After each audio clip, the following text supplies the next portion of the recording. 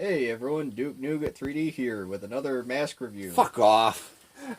Hello, Moulage here with another A-62 review, because I've already done one on my channel. But seriously, folks, do you already have one on your channel? Yeah. Oh, well, this one's on my channel now. So, today we're taking a look at the Norwegian.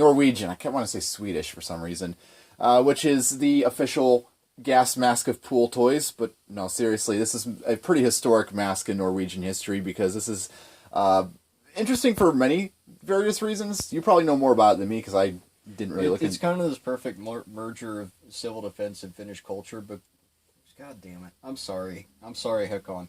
Norwegian culture, because the this mask is kind of infamous in collecting circles, because these filters on the side here are actually made on the same machine that makes sardine cans.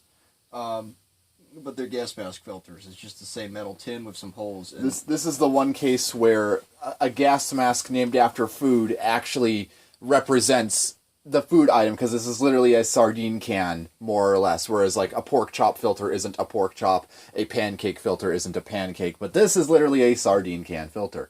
The Facepiece, as you may already not know or be able to tell, is made entirely out of a patched and welded PVC material. There's almost little to no rubber on this mask, save for the filter retaining bands and the inlet valves. And possibly the outlet valve, but I didn't really give enough time to check. I would assume. I wouldn't mess with that too much. It's a little bit fragile. Yeah, that's fine.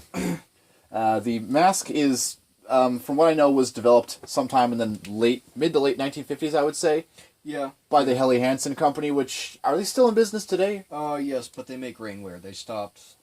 Yeah, they obviously it makes sense for a rainwear company to make masks out of PVC. They make because really nice clothing too. Yeah. It's pretty good. But yeah, they made masks back then. They kind of had a team set up for it.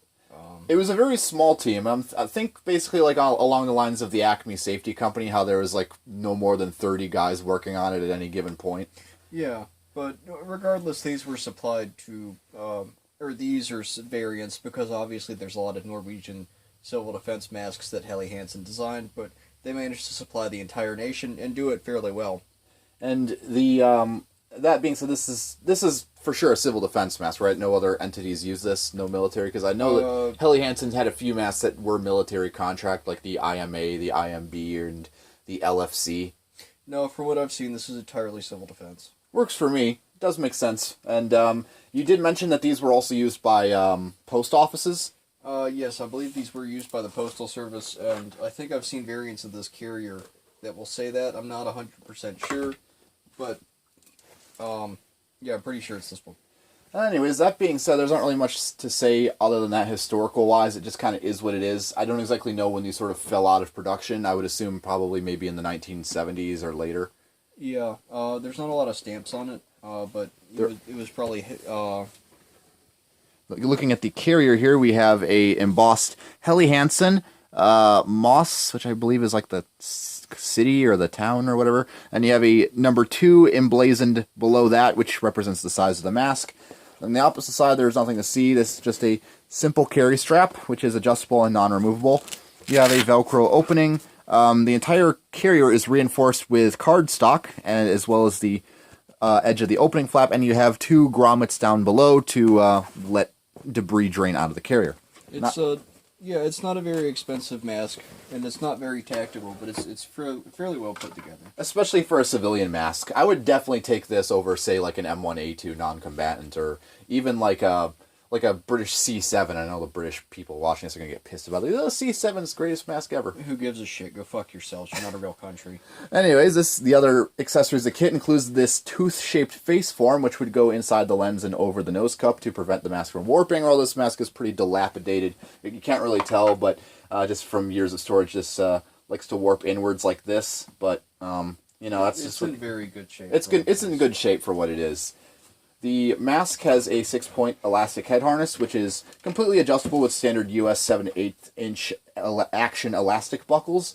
The only weird detail, there isn't really any head pad. There is sort of a cross strap, or the lower cheek strap sort of runs through this buckle right here, and that sort of kind of serves as the head pad to allow it to be self-centering. And then you have this hook here, this aluminum hook, which hooks onto a D-ring on the other side of the mask, which makes the mask easy to adjust to the position that you need it to be without having to adjust it once you don it, and allows you to just hook it on and the mask is sealed. And really, I don't think there's any other markings. I'll try and take it off the head. You just hold the head. Let me undo that. Oh yes, I forgot about that. Apologies. Yeah, there's the cheek markings. There are some cheek markings which pretty much just establish what It's got a patent number if you want to look that up. Yeah. Trying to get that on camera for you guys. You can read that for yourselves because this camera actually does not suck, unlike my GoPro that I use. And then you have on the forehead A-62, if the camera will pick that up. It is not wanting to focus. Give it one moment. There you go, folks. A-62 on the forehead. And now I will invert the harness and look at the interior of the mask, because there is a lot of stuff that's kind of reminiscent of the Navy Diaphragm Mark V, with the fact that it has a permanently inflated face seal and the one improvement is obviously the inner oronasal cup, which the Mark V does not have. The outlet valve is on the chin position, which will allow air to be deflected down, although it is pointing back at the neck, which is a bit inconvenient, but nevertheless, it's a nice feature. You have two dual filters, obviously, which you've clearly seen throughout the entire review so far. The lens is also PVC, much like the rest of the mask, and is patched into the rest of the face blank. You can see the metal, actually no, it's plastic, that didn't look like metal from a distance. You see the plastic ring, which I believe is threaded, which holds the outlet valve assembly in place on the mask. And there's a thin PVC dam for the nose cup, and the nose cup is a clear material.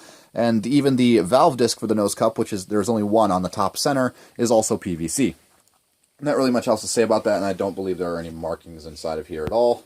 Not that I see, so that's really it from my end of it. If you have anything else to add, Moulage. Yeah, it's just a really good example of what happens when you have a company that's good at working with a specific material like PVC, and you hire them to make a mask, and they really knock it out of the park with this. Helly Hanson masks among collectors are still some of the most interesting. I actually traded an MSA dust faux hood for this one, or a dust hood, one of the Comfos. Well, the Comfo hoods, basically. Well, they're really just described as paint or fume hood in the literature, but anyway, it was worth the trade for me, because this is really just a fascinating mask to have around. Yeah, the only complaint I have about the design for me personally is just within the harness. This the head harness, the two top straps could use a cross strap to prevent them from separating outwards like this, because they do tend to separate like that. But that's really my only complaint.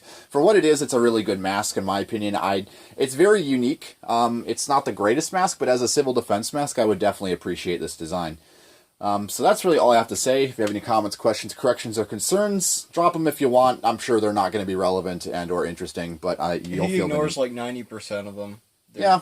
Yeah. So, see you guys later.